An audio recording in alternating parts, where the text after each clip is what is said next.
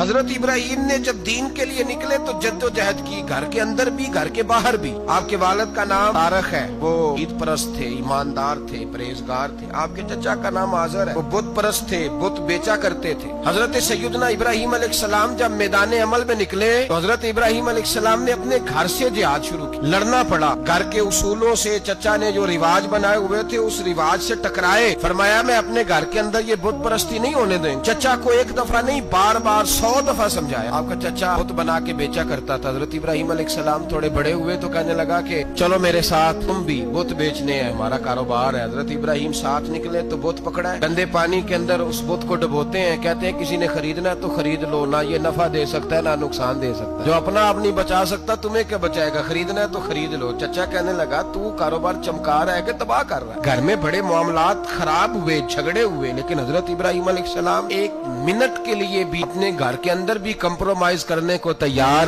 بڑا سمجھدار آدمی ہے پر بیوی سے پردہ نہیں کرا سکتا، سیانا ہے، پنچایت کا بندہ ہے، جو اس سے آپ کہیں گے وہ بات یہ سنائے گا، لیکن کہتا نہیں جی میں نے کوشش کر لی ہے۔ اس قسم کی کوشش ہے صاحب سے ہو گیا۔ حضرت ابراہیم علیہ السلام نے گھر کے اندر سے فرمایا نہیں کرنے دوں گا، گھر کے اندر بھی ٹکرائے۔ فرمایا تم جو بھی ہو، پاش پاش کیا چچا کے اصولوں کو، اور باہر جب نکلے تو صرف علاقے کے چیئرمین سے نہیں ٹکرائے، ایم پی ایم این اے وزیر مشیر سے نہیں ٹکرائے، سپر پاور نمرود دنیا کا واحد حکمران تھا اس وقت، دوسرا کوئی حکمران ہی نہیں تھا، اکیلے حکمران سے جا کر ٹکرائے۔ کوئی ساتھ فوج نہیں تھی، کوئی ساتھ ان کے طاقت بظاہر دنیا داری کی کوئی نہیں تھی، پر حضرت ابراہیم جا کے ٹکرائے۔ اور میرے رسول پاک صلی اللہ علیہ وسلم نے سند بیان کی، فرمایا افضل الجہاد کلمۃ الحق عند سلطان الجابر، فرمایا سب سے افضل جہاد یہ ہے کہ تو ظالم بادشاہ کے سامنے کھڑے ہو کے حق بات بیان کر، سب سے بڑا جہاد ہے، سب سے افضل الجہاد کلمۃ الحق عند سلطان الجابر، سب سے بڑا جہاد۔ حضرت ابراہیم کھڑے ہو گئے، سپر پاور سے ٹکرائے۔ یہاں ہم لوگ حکمتوں کا شکار ہیں، کہیں گے کریں گے سوچیں گے، اور مولوی صاحب کو ویسے کہتے ہیں آپ پرہیز کریں سیاسی باتوں سے۔ بھئی اللہ کے ہر نبی نے جا کے وقت کے ظالم حکمران کو لتاڑا ہے، للکارا ہے، یہ تو مشن انبیاء ہے۔ حضرت سیدنا ابراہیم علیہ السلام نے اس کو جا کے کہا کہ تو جھوٹ بولتا ہے، تو جھوٹا ہے، تو خدائی کا دعویٰ کرتا ہے، تو بہت بڑا ظالم ہے۔ قرآن مجید نے اس ساری بات کو بیان فرمایا۔ حضرت ابراہیم علیہ السلام سے کہنے لگا میں رب ہوں، تو آپ نے فرمایا میرا رب تو وہ ہے جو زندہ کرتا اور مارتا ہے۔ پھر آپ حق بات بیان کریں گے تو اللہ مارے گا کہ بندہ مارے گا؟ بھی نہیں ہوتا،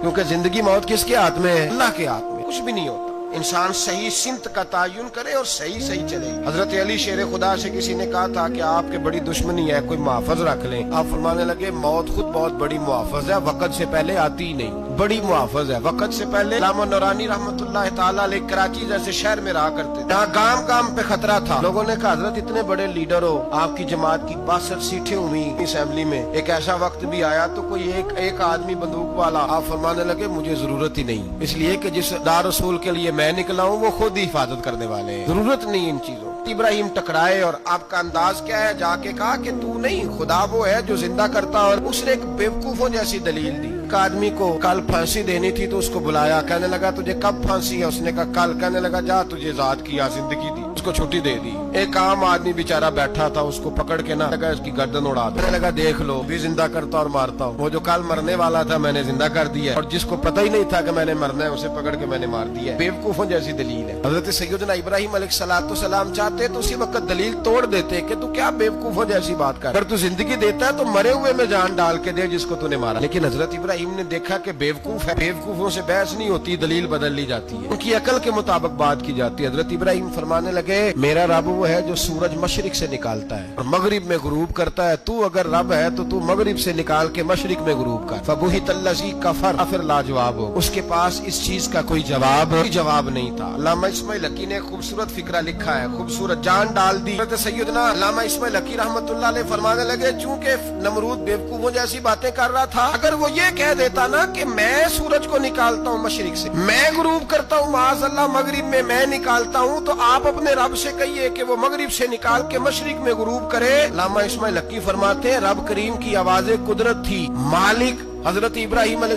السلام کے اس اگر وہ کہہ دیتا اور حضرت ابراہیم دعا کر دیتے تو رب کریم نے فرشتوں کو تیار بٹھایا ہوا تھا. فرمایا اگر یہ کہہ دے میرے خلیل سے کہ سورج مغرب سے نکال کے مشرق میں غروب کرنا ہے تو تیار رہنا, جس طرح خلیل کہیں گے ویسے ہی کر دیں گے. اتخذ اللہ ابراہیم خلیلا, ابراہیم ہمارا دوست جو جیسے کہے گا ویسے کر دیں گے. حضرت سیدنا ابراہیم علیہ السلام کی باتوں کا جب جواب نہ دے سکا, دلیل نہیں بندہ دیتا, پھر لڑائی کرتا ہے, جھوٹے موٹے اعتراض کرتا ہے. دلیل ختم ہوتی ہے تو لوگ ذاتیات پہ اترتے ہیں, کہتے ہیں یہ کھانستا صحیح نہیں, دیکھتا صحیح نہیں. دلیل ختم, اب ذاتیات پہ اترے. کہنے لگے مجھے پتا چلا ہے کہ یہ فلانی جگہ گیا تھا تو وہاں جا کے اس نے اس طرح کیا. پھر لوگ ذاتیات پہ اترتے ہیں, جب دلیل کا جواب دلیل سے نہیں دے پاتے ذاتیات پر اتر کر حملے کرتے ہیں. حضرت ابراہیم کے دلائل کا جواب نمرود نہ دے سکا تو کہنے لگا کہ کو آگ میں ڈال دو. قوم گئی ہوئی تھی ساری میلے پہ, تو حضرت سیدنا ابراہیم علیہ السلام نے سارے بت توڑ دیے. کلاڑا بڑے بت کی گردن پہ رکھا. واپس آئے, کہنے لگے بت کس نے توڑے ہیں؟ تو فرمایا اس سے پوچھ لو جس کی گردن پہ کلاڑا. کہنے لگے یہ تو بول ہی نہیں سکتا. تو فرمانے لگے بڑے بیوقوف ہو جو بولتا ہی نہیں, سنتا ہی نہیں, اپنا آپ نہیں بچا سکتا, اس کی پوجا کرتے ہو. کہنے لگے پکڑو دلیلیں ختم ہو گئی, اس کو آگ میں ڈالو. بہت بڑی حویلی 45 فٹ مربع پہ مشتمل حویلی بنائی گئی اور 45 فٹ اونچی. مختلف روایات اس میں لکی کہتے ہیں کہ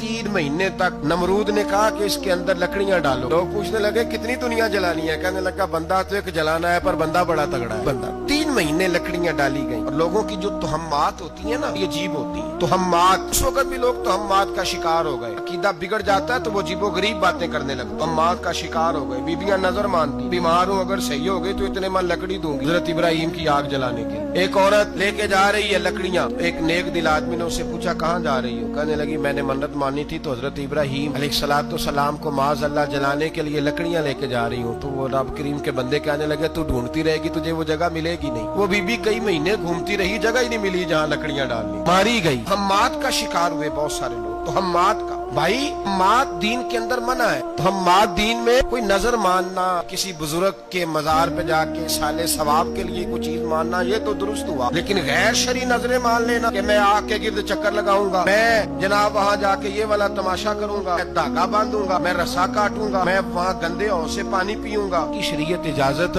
تہمات ہے, شگونی ہے. دین میں ان کی کوئی گنجائش ہے. آپ در ماننے سے پہلے بھی کسی عالم سے رابطہ کریں کہ میں منت مانگنے لگا ہوں تو کیسے ماننی چاہیے, طریقہ پوچھ. ایسے ہی غلط چیز کی منت تھوڑی مان لی جائے. اور علامدام برسرے مطلب ابراہیم کے لیے آگ جلائی گئی. 40 فٹ اونچی آگ ہے, پرندہ بھی اوپر سے گزرتا ہے تو نیچے گر جاتا ہے جل کے. اتنے دن لگا کے آگ جلائی گئی. اب حضرت ابراہیم کو جلایا جانے لگا. یہاں تو موجے ہے نا, جو کسی ادارے کا سربراہ ہے اس کے لیے موج, کسی جگہ آفیسر بن گیا تو موج ہے, پیر صاحب کے لیے موج ہے, علامہ صاحب کے لیے موج ہے, خطیب صاحب کے لیے موج ہے. جلنا کس کو پڑتا؟ حال ہی کوئی نہیں رہا الا ماشاءاللہ. وہ لوگ گزر گئے, تکلیفیں سہ کے کام کرتے تھے, گزر گیا زمانہ. حضرت سیدنا ابراہیم علیہ السلام کو جلایا جانے لگا ہے تو اب اتنی بڑی آگ ہے تو ڈالے کیسے؟ شیطان نے تجویز دی کہ منجنیق بناؤ. منجنیق بڑے بڑے بانس باندھ کے ان کے نیچے رسا باندھو. وہ جس طرح نے کے لیے جھولا بنایا جاتا ہے, اس طرح ایک منجنیق نے زمانے میں اس میں پتھر رکھ کے پھینکے جاتے تھے دشمنوں پہ. وہ منجنیق بنائی گئی کہ دور سے حضرت ابراہیم کو پھینکیں گے. ہاتھ حضرت ابراہیم کے باندھ دیے, پاؤں مبارک باندھ دیے. پوری زمین پہ ایک نام لینے والا خدا کا. اس کو آج رسیوں میں جکڑا ہوا ہے. جب